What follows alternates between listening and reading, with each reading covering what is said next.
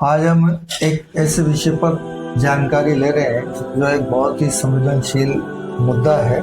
हर इंसान को अपने मूल अधिकारों के लिए लड़ना पड़ रहा है, वो भी ऐसा अधिकार जो मरने के बाद उसको 2 गज जमीन के लिए वो तरसे, उसके लिए संघर्षशील हमारे पास मोहम्मद इकबाल वेनाड कब्रिस्तान विकास समिति के सचिव हैं। इन्होंने वहाँ पर अपने 20-25 साल जो खराब किए, जब जवानी आई तो उन्होंने ये महसूस किया कि ये अधिकार हमें मिलना चाहिए, उसके लिए संघर्षशील हैं। और इन्होंने वहाँ पर जेडीए आयुक्त और जिला कलेक्टर और ग्राम विकास अधिकारी और जितने भी संबंधित अधिकारी या डिपार्टमेंट हैं उनको कॉरेस्पॉन्डेंस किया है कब्रिस्तान की जमीन लेने के लिए, ताकि वहाँ के मुसलमानों को अपने धार्मिक रीति अनुसार 2 गज जमीन मुहैया हो सके। उसके लिए हम बात करते हैं मोहम्मद इकबाल साहब से। इकबाल साहब जी,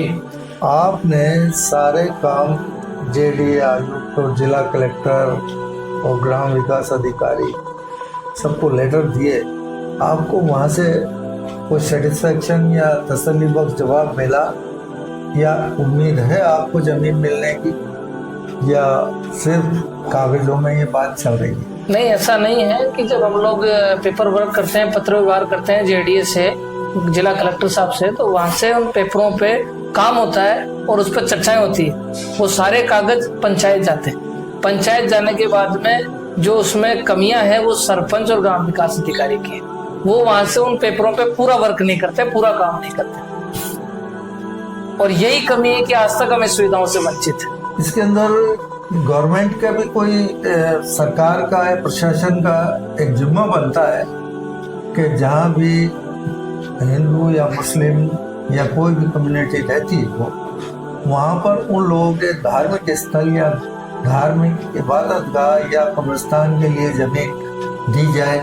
ऐसा कोई प्रावधान आपकी जानकारी में आया? जी जी, जयपुर विकास प्राधिकरण की एक भूमि आवंटन नीति 2015, उसमें ये उल्लेख है कि 4000 वर्ग मीटर भूमि कब्रिस्तान या शमशान दोनों के लिए आरक्षित और आवंटन करने का प्रावधान है, लेकिन वो विभाध्यक्ष के माध्यम से होता है। जयपुर विकास प्राधिकरण को अगर कोई अवगत कराए, जैसे सरपंच या नगर निगम क्षेत्र है तो उसके अंदर से मेयर, या ग्रामीण है तो उसमें सरपंच, अगर इन चीजों से अवगत कराए तो जेडीए उस पर पूरा काम करता है, लेकिन वो जिम्मेदारी विभागाध्यक्ष की होती है। नहीं, अगर विभाग अध्यक्ष अगर मान लो नहीं कहेगा, उनके ऊपर फिर कलेक्टर साहब को संज्ञान लेने का पूरा पावर है। अगर सरपंच गोताई अपनी काम में जिम्मेदारियां नहीं निभाता है तो फिर उसके ऊपर कलेक्टर साहब पूरा संज्ञान लेंगे और कलेक्टर साहब उसको करवा के देंगे, वो उनकी रेस्पॉन्सिबिलिटी बनती है। तो कलेक्टर साहब के पास आप लोग गए?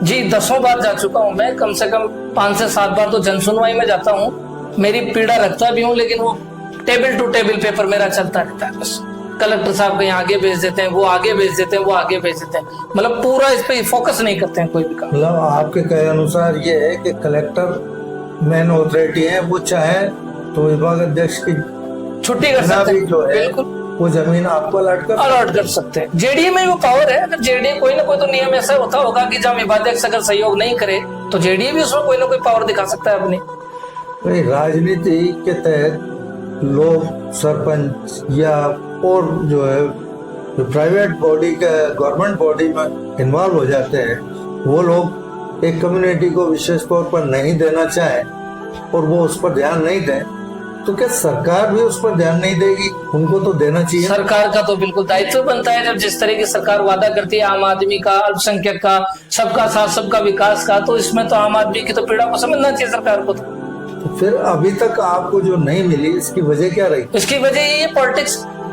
मुस्लिम समुदाय को या अल्पसंख्यक समुदाय को वंचित रखना, उसकी सुख सुविधा से उनको घुमाए रखना। अगर सपोज करो कलेक्टर के पास आप गए और वो भी कागजी कार्रवाई पूरी कर रहे हैं, तो ऐसी सूरत में आप इतने जो है पत्राचार करने के बावजूद भी अगर आपकी समस्या का हल नहीं हो तो आप क्या करेंगे?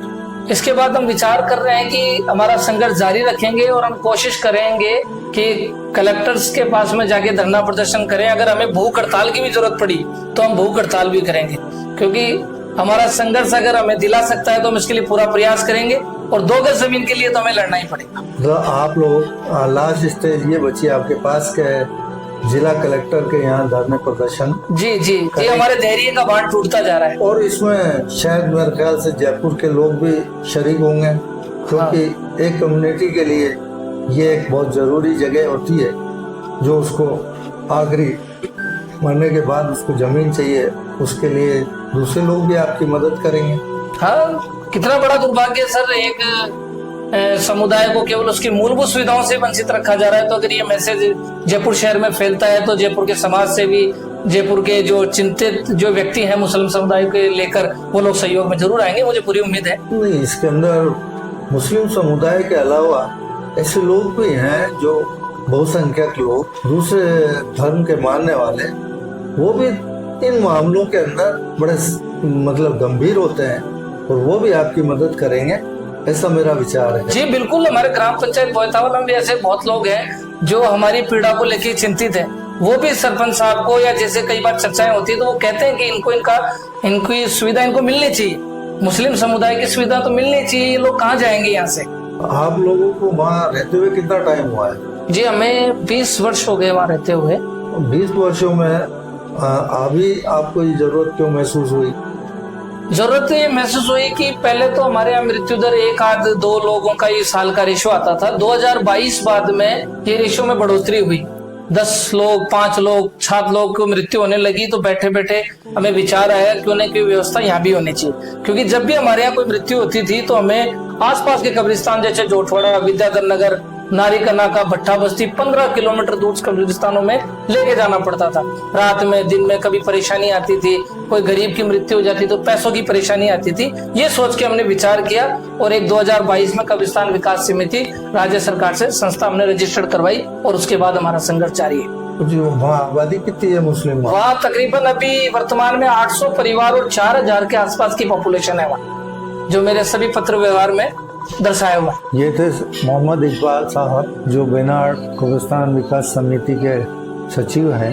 इनकी सारी बातों से ये नतीजा निकला है कि सरकार को ये सोचना चाहिए, जिला प्रशासन को ये सोचना चाहिए कि मूलभूत सुविधा जो मरने के बाद हर आदमी को लाजमी है, उसके लिए लोग तरस रहे हैं और परेशान होते हैं। इन सब बातों को देखते हुए मैं जिला कलेक्टर महोदय और जिला प्रशासन से ये अपील करता हूँ कि बड़ा संवेदनशील मामला है, इसको जल्द से जल्द शूट आउट करे, वो जो है हल करे, क्योंकि आम आदमी को मरने के बाद 2 गज जमीन उसका अधिकार बनता है, दफनाने के लिए मिलनी चाहिए। तो उसके लिए अब कोई ऐसा आंदोलन, या जो शास्त्री नगर कब्रिस्तान का जो आंदोलन हुआ था, यहाँ भी जमीन कम पड़ने की वजह से ये हालात हुए थे, ऐसे हालात दोबारा से ना हो, उसके लिए सक्सेना कमीशन बिठाया गया था सरकार द्वारा, और उसने सिफारिश की थी कि कब्रिस्तान खाली होना चाहिए।